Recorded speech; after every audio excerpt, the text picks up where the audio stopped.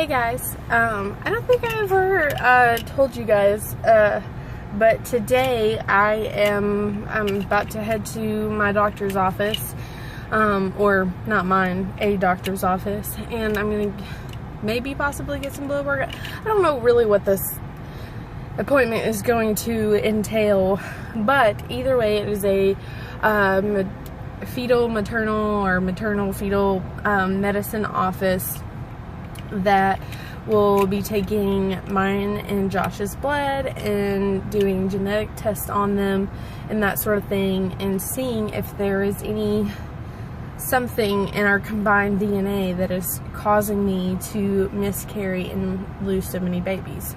So yeah, I'm a little bit nervous. I hate getting blood work done, but I'm hoping that this appointment is gonna go over well, and Josh is not going yet because they didn't tell me if he needed to go yet, so I'm gonna wait and see what they say after this appointment, and hopefully maybe soon we can get Josh in to get his blood work in, and we can maybe hopefully get some answers.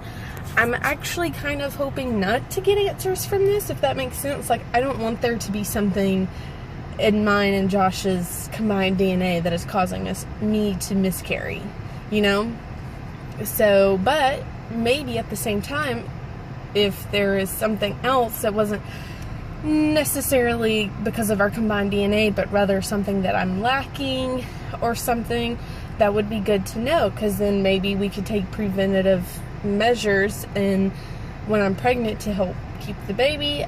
I don't know. Or maybe this, I don't know. I don't really know what I don't know what. So I'm gonna get off here so I can drive and I can go to this appointment.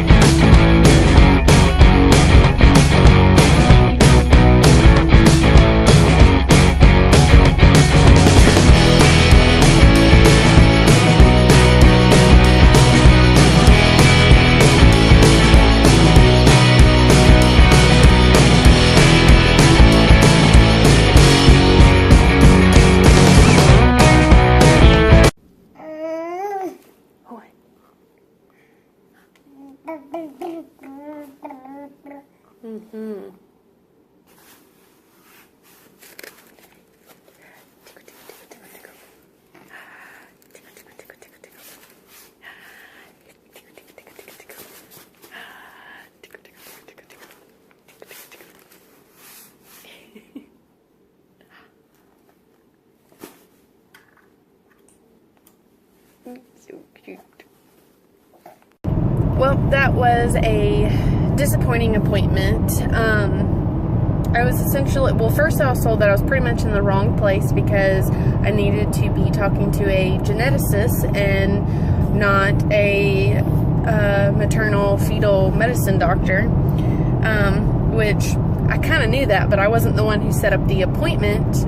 My doctor's office was, so, but I figured even, you know, like maybe they sent me there because they, well, first of all, they're the ones that contacted the genetics office.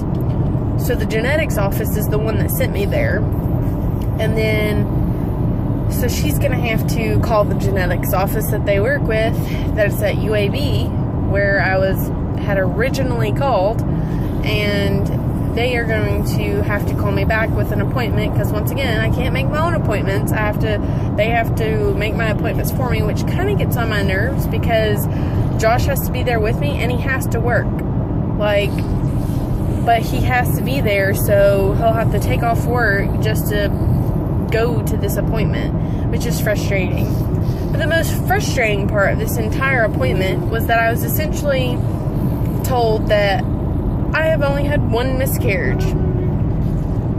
I already don't claim one of my miscarriages because when I went to the first doctor, because I never went to the doctor about it, so when I told the doctor about it, they said that there was no way I could have a miscarriage because I never got it confirmed with them that I was pregnant. because that makes a whole lot of sense, because, you know, you can't just have an early miscarriage at home and then when you get home you don't have enough HCG in your urine to show that you're pregnant, because, you know, there's no such thing as like a chemical pregnancy or really early miscarriage.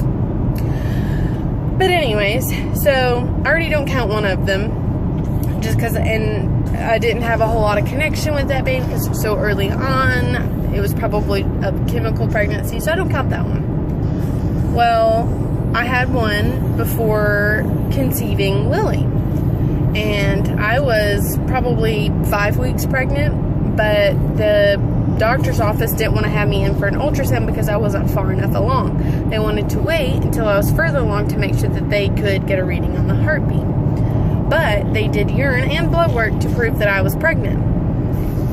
But that's not enough, apparently. Apparently, I have to not only have urine, blood test, and a blood test to prove that I'm pregnant, I also have to have an ultrasound proving that the baby had a heartbeat before they will consider it a miscarriage. So I was told that I've only lost one baby. So that's just really frustrating, because what's gonna happen? Like, am I gonna have to have 6 miscarriages before they finally take it seriously that there might be something going on causing me to have miscarriages, all because the baby might have not had a heartbeat? Like, that doesn't even make any sense. It doesn't even, to me, it doesn't matter if the baby never even had a heartbeat. If the body said that it was pregnant and it was growing a placenta and a baby was supposed to be in there, there's something going on is not right in that situation, and something needs to be figured out what to be done. And so I was told that there was no link, because I had only had one miscarriage, that since I only had one miscarriage and only had one baby die, that there is most likely no link, and that pretty much there's not going to be anything that we could do differently to keep me from having miscarriages, which I understand that miscarriages do, for most women, they do just happen, and there's nothing you can do to prevent them. But the fact that, I don't know, they're trying to lessen how many babies I've lost, I don't know, it just really upsets me. I'd lie if I didn't say that I wasn't heartbroken and didn't cry in my car on the first half of the way home because of the situation. But anyways,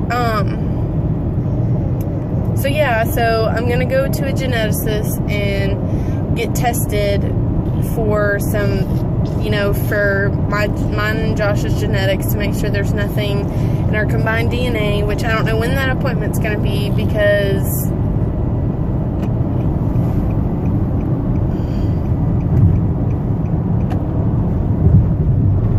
I don't know.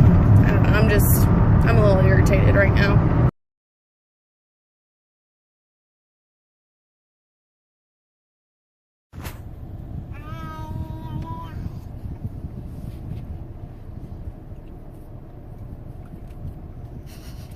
What you doing? Feeding the baby.